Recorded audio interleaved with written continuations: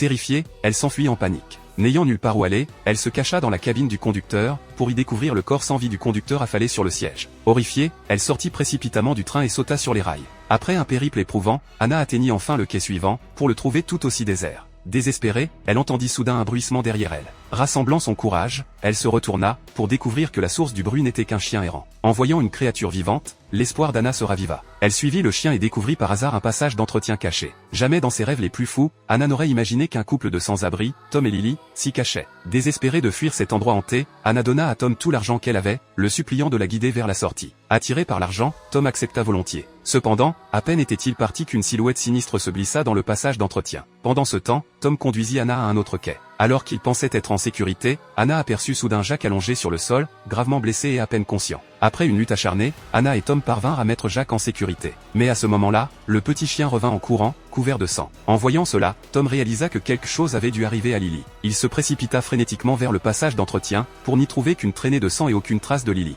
Désespéré, Tom suivit la piste de sang à la recherche de Lily, mais elle s'arrêtait brusquement à l'entrée du tunnel. Au même moment, Anna se retrouva dans une situation encore plus désespérée. Jack, qu'elle avait désespérément essayé de sauver, succomba à ses blessures et rendit son dernier souffle. Accablée de chagrin, Anna n'eut d'autre choix que de se lancer à nouveau à la recherche de Tom, espérant trouver une sortie de cette station de métro cauchemardesque.